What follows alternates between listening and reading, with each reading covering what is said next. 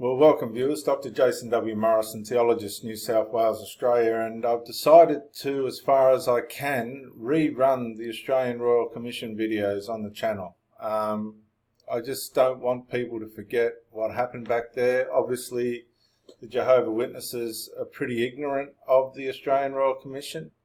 So I'm going to do everything I can to try and run these videos. It's going to be lengthy, but I want to open it with Barbara Anderson's Watchtower documents.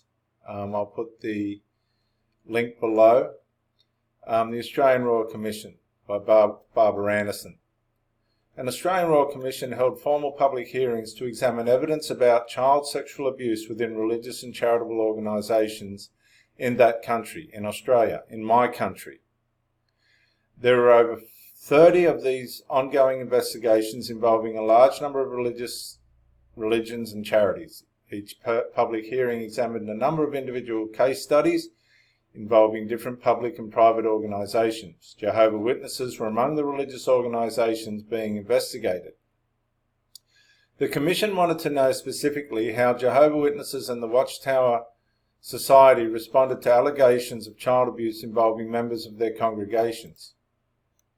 In 2015, the Royal Commission's public hearings involving Jehovah Witnesses were scheduled and heard in Sydney starting on Monday, July the 27th and continued through to August 14th, 2015. The intent of the hearings was to investigate the actual practices and policies of the Jehovah Witnesses and Watchtower Bible and Tract Society of Australia Limited in situations of reported and suspected child abuse or endangerment. Following up hearings were scheduled for spring 2017 to review the Watchtower of Australia's policy changes and plans for corrective action. 2017. On March 10, 2017, the Commission held follow-up hearings to hear the Watchtower representatives' descriptions of any corrective actions taken by the Australian branch of Jehovah Witnesses over the past 18 months. More than 5 hours of sessions, the Commission was not satisfied and clearly disappointed with the testimony and voiced their displeasure with the efforts and official responses by the Watchtower branch representatives. Now that's serious. You can follow this link if you want to hear the hearings. And I'm going to put these hearings up in this rerun of the Australian Royal Commission program. The scope and purpose of the hearings were to inquire into the experiences of survivors of child sexual abuse within the Jehovah Witness Church in Australia, the response of the Jehovah Witness Church and the Watchtower Bible and Tract Society of Australia Limited to allegations, reports or complaints of child sexual abuse within the church, the systems, policies and procedures in place within the Jehovah Witnesses Church and the Watchtower Bible and Tract Society of Australia Limited for raising and responding to allegations of or concerns about child sexual abuse within the church, and the systems, policies and procedures in place within the Jehovah Witness Church and the Watchtower Bible and Tract Society of Australia Limited to prevent child sexual abuse within the church. During and after the hearings, the Commission provided witness lists, transcripts, exhibits, images and associated submissions for each case study and makes them publicly available on the Commission's website. And you can go to that website yourself if you want the evidence. Submissions. After hearing, the counsel assisting the Royal Commission will provide witnesses and other people who were granted leave to appear at the hearing a written submission detailing what was discovered during the case study. The submission will outline key findings based on the hearing evidence and the recommendations likely to come from them. The recipients of the submission may then provide their own written submissions in reply. The Commissioners then consider this information and when they form their final recommendations during the course of the Royal Commission. In the articles below you will find videos of the live streams of the public hearings and transcripts of those hearings and complete sets of the exhibits used by the Commission that were provided by those involved in the case. Many of these exhibits have never been publicly available before. And here's some of the stuff you can see. But I'm going to go now to live footage from the Australian Royal Commission on the Jehovah Witnesses, Watchtower Bible and Tract Society, Church organisation. I hope you enjoy this series.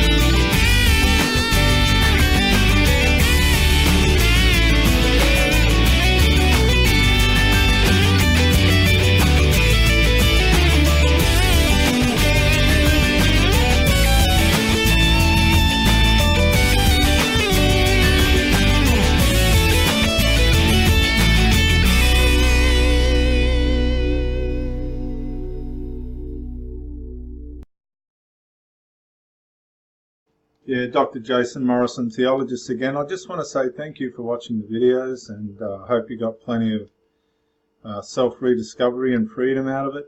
If you watched it on YouTube, please share or like, maybe even comment. If you watched it on Facebook, like, comment, share. But most of all, get out and live. This isn't a rehearsal. You've got a one-off life. Don't let your loyalty and your faithfulness blind you to the life that you should be experiencing. Till the next video, thank you for watching, and bye for now. Where it says that we contact the branch, then the direction that they give in that instance may give us further bearing on that. Yes. Thank you. I won't keep you much longer, Mr. Hawley, but have you come to know about the full extent of BCB's allegation against Bill Neal? No. I only know what was dealt with at the time. So you don't know that she, for about 3 or 4 years, was subject to indecent assaults, effectively, where she was tongue-kissed by this elder? No, I'm not aware of that. She was on one occasion forced to sit on the bathroom floor, spread her legs and have his finger inserted into her vagina. No, I'm not aware of that. So the reason I highlight that is that certainly it's not the sort of thing that... I'll withdraw that. Does that come as a shock to you that, Absolutely. that she actually endured that? Or experienced that at the hands of Bill Neal? Yes, it's a shock, yes. And do you think the fact that it's only coming to light now has something to do with the process that you engaged in when she made initial complaint? I feel very saddened if that is the case. It's understandable that it would be. Do you agree with that, in the sense that she's confronted with her abuser and somebody who she would know was close to her abuser, which you've just given that evidence? It's understandable that she wouldn't make full disclosure. That's correct, isn't it? I can see what you're saying, yes. She needs a more nurturing and supportive environment in which to make full disclosure, doesn't she? It would appear that way, yes, from what you're saying. And what is the church going to do about that? Do you have any thoughts on that going into the future?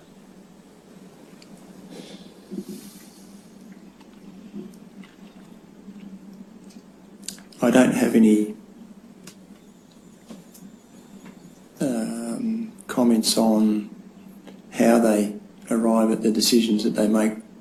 I just follow the procedures that they have there in place. At the time, we did the best that we could with the information that we had. Now, handling the situation again might be completely different. Thank you, Your Honour. Does anyone else have any questions? No, Your Honour. No, Your Honour. Mr. Stewart? Nothing further, Your Honour. Yes, thank you, Mr. Hawley. You're excused. The next witness is Mr. Doug Jackson.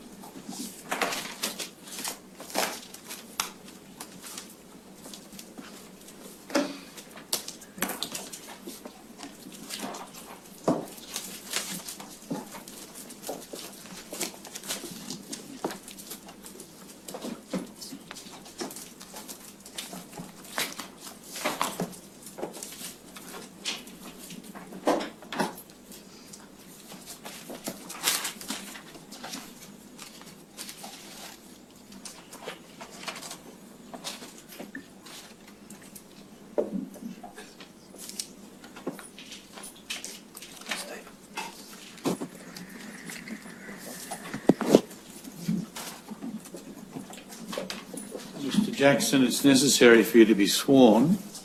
Will you take an oath on the Bible or an affirmation? Oh, affirmation Affirmation. on the Bible, yeah, Well, which one? It's your choice. Which one would you do? Bible. The Bible. Yeah. Very well. You take that in your hand and repeat after me.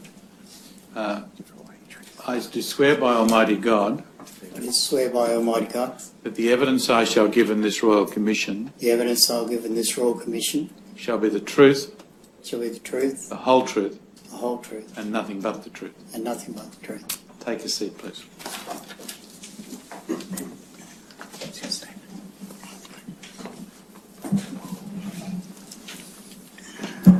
Will you state your full names, Mr. Jackson? Douglas James Jackson.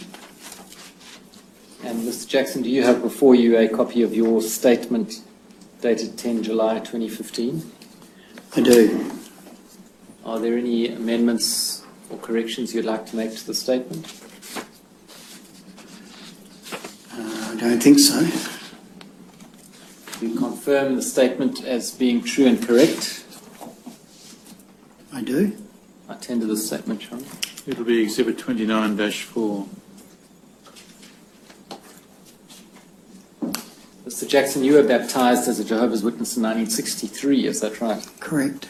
And you were appointed as an elder in the Swan Hill congregation in Victoria in 1971. Correct. And having been a witness for only 4 years, is that right? 4 years. You had been Oh, when you were first appointed an elder. no, 1963 I was baptised, 71 an elder. Yes, so in other words, only 4 years from being baptized to being an elder. I beg your pardon.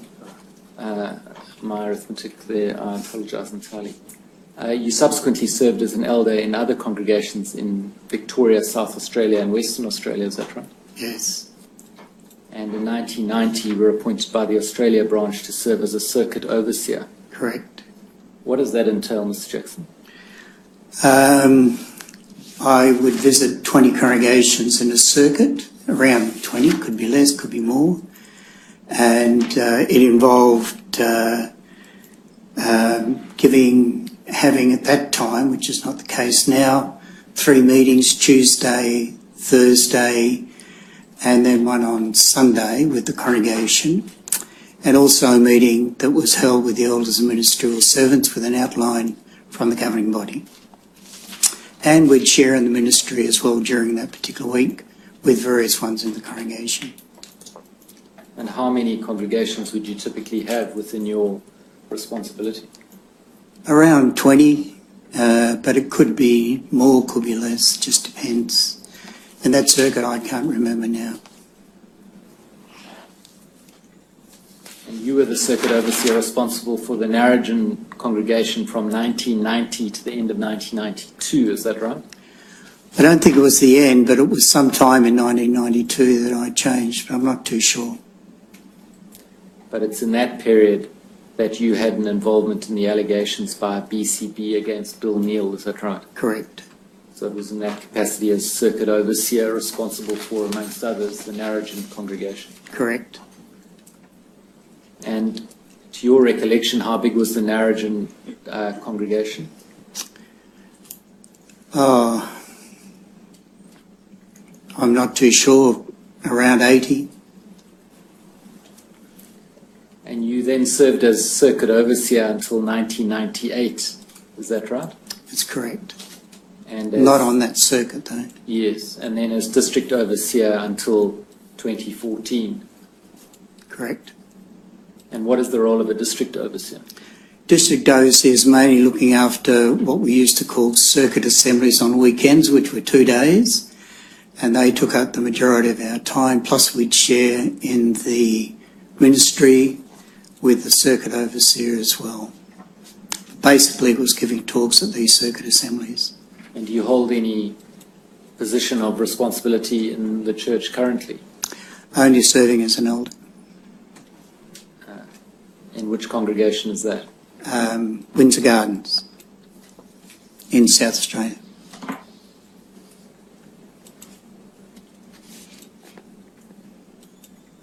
Now, in your statement, paragraph 2.2, we can call that up.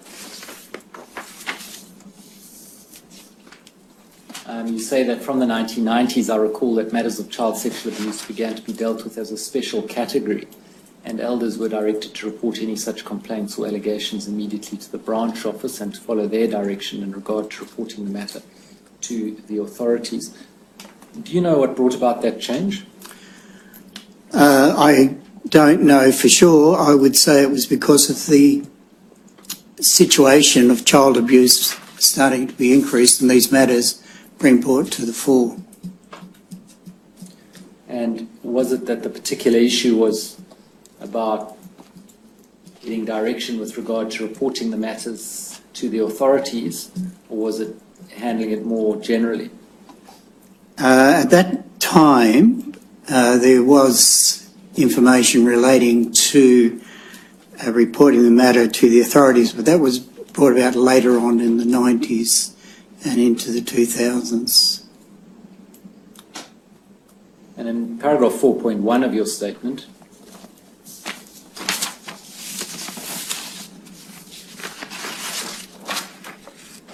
I don't seem to have that. Oh, sorry. do you have that? It should also be on the screen in front of you. Oh, great. You say that BCB's case is the only case involving child sexual abuse in which I've ever been involved. The records available to the Royal Commission suggest that there has been another case. You're going to be shown a name.